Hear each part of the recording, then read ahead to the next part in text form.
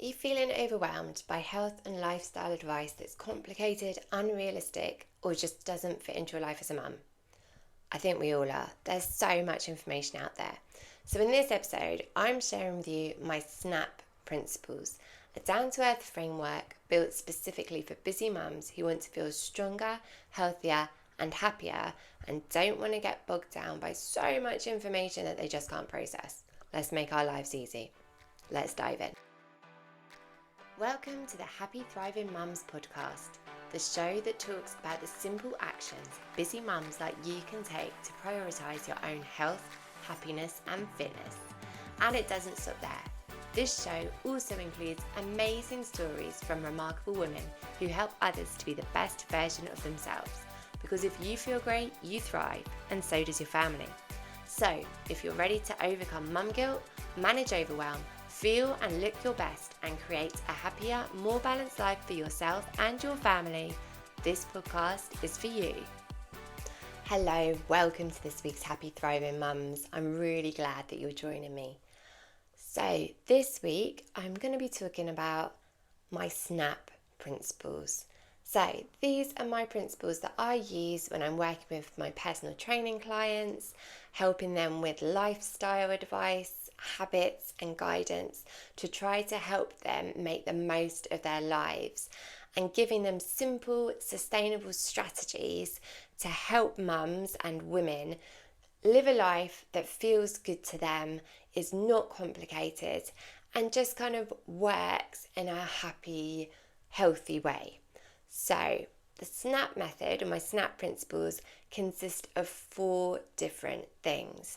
S is for strength, N is for nourishment, A is for air, and P is for play. And I think these 4 things, if used carefully and effectively, can help you feel at your best all the time. Because as a mum, we need to be strong for ourselves, strong for our kids. We need to be well nourished in a whole variety of ways, which I'm going to go into in a minute. We need to get outside and get some fresh air in. We need to breathe. We need to incorporate all that lovely oxygen into our body to help our mind to kind of feel clearer and more clarity. And lastly, it can be the furthest thing from what we think about doing, but there is a huge importance in allowing ourselves to play and have fun, whether that's playing with your children or just engaging in activities that light you up and let you have the best time. So let's dive in. Let's start with strength. So building strength physically and mentally, to me, is fundamental to a high quality of life.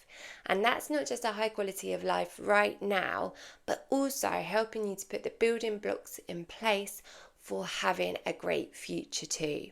So our physical strength and our core strength is really, really important. As mums, I think many of us have experienced core strength in particular being a little bit wobbly, for want of a better term, after having children. Pregnancy puts a lot of pressure on your pelvic floors and your core, and let's face it, once we've had our children, our bodies are not the same as they were before having children, and that is a wonderful thing. That's an amazing thing to have been able to carry a child and to have a child and bring life into this world is absolutely amazing. And if you think of the kind of physical experience that the body goes through during that process, our skin stretches, our muscles stretch, we make space within our stomachs to have this baby grow. There is so much that changes: hormones, elasticity of tissues and ligaments.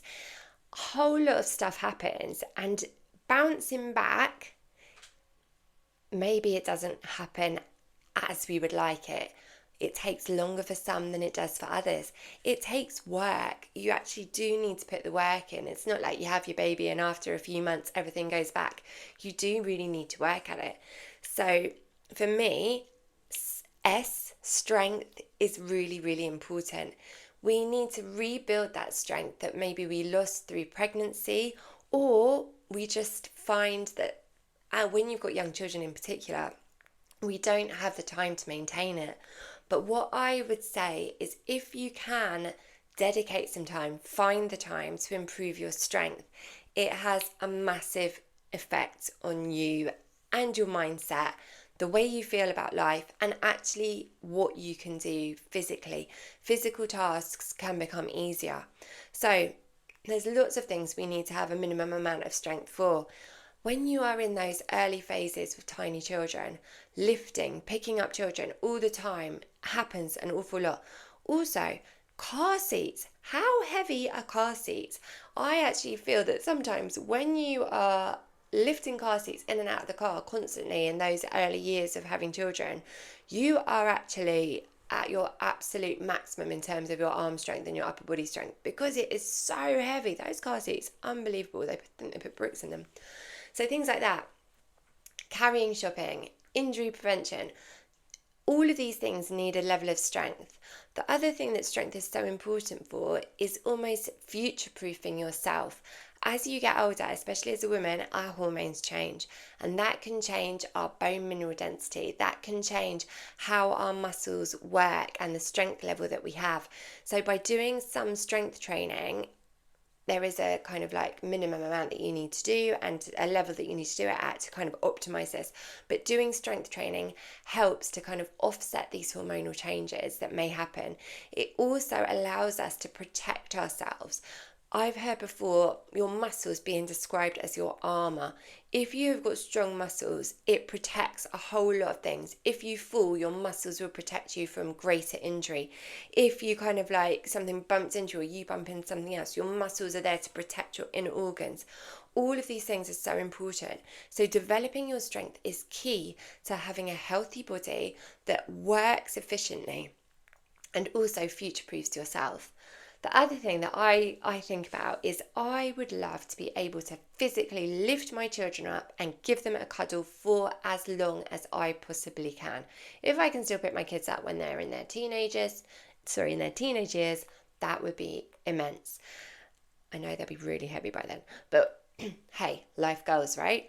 Because I just think it is empowering. It makes you feel good, and actually like, what is better than a cuddle with your kids? And if you can pick them up and do that, that's even better. So building strength, I think, is fundamental.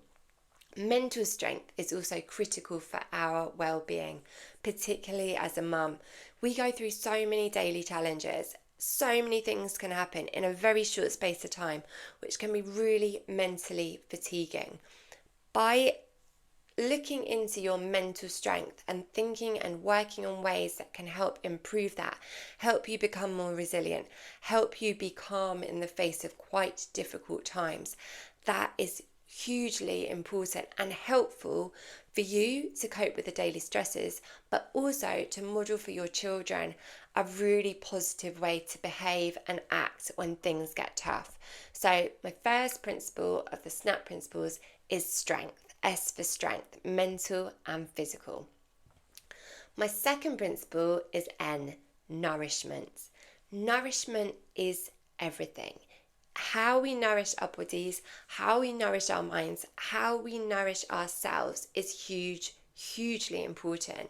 So if we think of this in terms of kind of food as one way, but also the other things that we are putting into our bodies and minds to make us feel good. So nourishment can help control our energy levels. It can assist in navigating hormonal changes. It can help and kind of keep our mood on an even keel, and so much more. And we can achieve this through eating a balanced diet, which I've talked about many times in the podcast. Please look at previous episodes where I talk about this, because there's loads of tips and advice there. The other thing that we need to nourish ourselves with can be things like the people we spend time with. Are you spending your time with people that you really love and they light you up and they build you up and they are your biggest cheerleaders? That can make you feel amazing. Or are you spending time with people that actually drain you, suck the energy out of you? We don't want mood vacuums. That is not helpful, especially in my life. If I'm with people that I find just kind of drain me, I'm sorry, love them, but maybe I choose not to spend so much time with them, because I just find it really difficult. And if I want to keep my energy levels up to keep myself feeling great, I'd much rather spend time with great people, have great people around you. The other way that we can nourish ourselves is through doing things that we love and actually fundamentally giving ourselves the time to do things that we need to do to make ourselves feel good. So this could be going out and enjoying some time in nature, going for a coffee with a friend. It might be just having some time to yourself to read or to paint or to be creative in different ways. Watching your favourite book set or something on TV can be really great for this. It could be something like looking at your social media habits and saying, is this actually good for me? Are all these things that I'm consuming nourishing for me and making me feel good? Or actually, am I just losing a lot of time here looking at things which actually are a little bit toxic and don't make me feel very good? Working out what works and what makes us feel good and fueling ourselves with goodness, whether that's good food, good stories, entertainment, things that light us up. This can make life feel much, much better. So my second principle is nourishment. What are you putting into yourself in order to get the best out of yourself, to allow you to show up as the best version of you and just genuinely feel really, really great? The third principle is A for air. And this can be looked at in a couple of different ways. But for me, the best one is getting outside and getting in the fresh air, breathing it in and looking at nature. Being out in nature can be so restorative. There are so many studies showing how good it is to be outside in the fresh air, amongst nature, the greenery, the trees, seeing what's going on, different animals. I really find, even if you just go outside for a 5-minute walk, what you can see, whether it's flowers in gardens, whether it's trees coming into different seasons, there are so many amazing things getting out in the fresh air can provide you. Not only that kind of like feeling of, have you found it when you've been on holiday or you've been to the beach or the countryside for a day trip? The air is different. The air is different from like maybe the kind of area that you live in, especially if you're in a big city. Getting out to these kind of places of natural beauty can just refresh you. I find it's like almost like a full body cleanse. That air that gets in pushes out all the bad stuff and it just makes you feel great. There's a huge link between being outside in nature and kind of like how it can relieve stress, how it can boost energy, how it can boost mood. It's like an amazing nature reset. So getting outside, moving in the natural environment, breathing in the fresh air, noticing the beauty around us. There are so many benefits for our body and mind. And if you can do this on a daily basis, if you've got a lovely kind of lake or a canal or a river or a bit of countryside or a park or something near where you live and you can go there a few times a week, the change can be immeasurable. I've started a habit recently where in the mornings, and the weather's been really lovely recently, so it's worked quite well, but in the mornings I'll go and sit in the garden for 5 minutes and I will do my morning gratitude journal.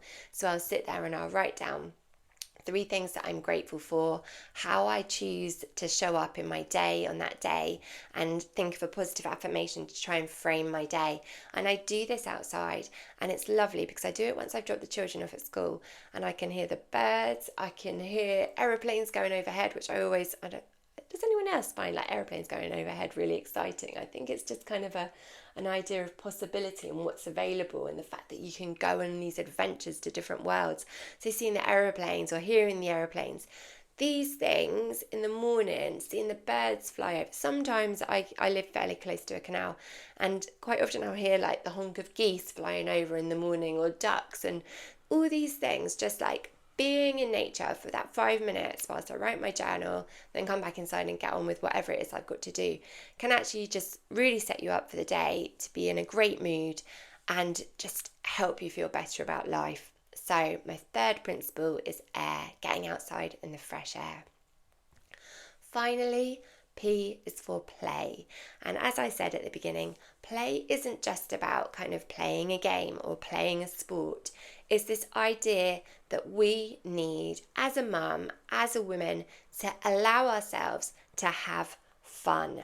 Play is not just for children, although they play for different reasons. They play for learning and to kind of like mimic life. So a lot of kids play is about mimicking things that they've seen adults do to kind of like learn about the world and what they could do. But also for children, obviously it's about being creative and it's coming up with ideas and making sense of their emotions. So play for children is slightly different to maybe play for adults and grown-ups, but we need to play too. I think it can help to spark creativity. It can help to just like relax after a busy day, and it's just like fun. Movement can be play. So how many of you have been to a class, a dance class or a Zumba class or an exercise class, and move in different ways which can feel good for your body? That is a type of play. It might be something like if you're going for a hike across the countryside and you try and spot various different things, that could be a type of play. Getting involved in sport obviously is a great one. That is a playing a game, playing a sport, that is a massive outlet. It's got great stress release. It's got a way for your brain to work differently for problem solving. It is just like so important to allow ourselves to play and to have fun. And I know I went through a real phase of kind of forgetting about this idea of having fun in my life. I think there was a lot going on, especially when my kids were small. I had some challenges with my son when he was a baby, and I think that overtook my emotions for quite a lot of time. And play was just not part of my life. But actually, if you allow yourself to open up to enjoying life, to taking things a little bit less seriously, to kind of laughing at different things a little bit more, seeing friends, this element of play can really be fundamental. That's why when I'm doing training sessions and my classes, my Thrive classes, I try and make them fun, whether it's putting on some fun music, whether it's trying to do something with a partner where you're working together and you're interacting. All these things have got elements of play and can just really, really make you feel good. Being childlike can actually be quite fun as well. So if you're even replicating movements that we did as a child, like crawling, bear crawls, for example, as an exercise, from an exercise perspective, have got such an amazing amount of like muscle recruitment, and it's really good for you. And it's taking you back to that time when you're a kid and you're like crawling around on the floor, crawling over things, jumping over things. It can be really fun. And why should we take everything so seriously? Why is there this societal kind of like picture of like working out, exercising in a gym? It's all very serious. It's not very fun, is it? So I just try to make things a bit more fun. And I think if we can integrate more play into our life as adults and grown-ups, it makes things a lot better. So they are my SNAP principles for you. S is for strength. I can't even spell it. S is for strength, N is for nourishment, A is for air, and P is for play. All I suggest for you for this week is to try and see if you can get some of these things into your life a little bit more. Are there things that you can do to try and make yourself stronger, whether it's mentally or physically? Are there ways that you can nourish yourself a little bit better by seeing a friend, reading a book, doing a class that maybe you've been meaning to do for a long time and just never got round to? Can you get outside in the fresh air, breathe in some amazing oxygen, make yourself feel great? And finally, can you allow yourself to play a little bit more this week? Give yourself permission. Get yourself out there. See how it makes you feel. Because I bet if you do any of these things, even if just once, you will feel great for doing them. And I know that if you feel great, you know that you can thrive and you feel better for your family. So I hope you have a brilliant week. I hope you allow yourself to try something new. And thank you so much for listening. I really do appreciate the fact that you are here. If you enjoyed this episode, please click follow and share so that more people can find out about ways to be a happy, thriving mum.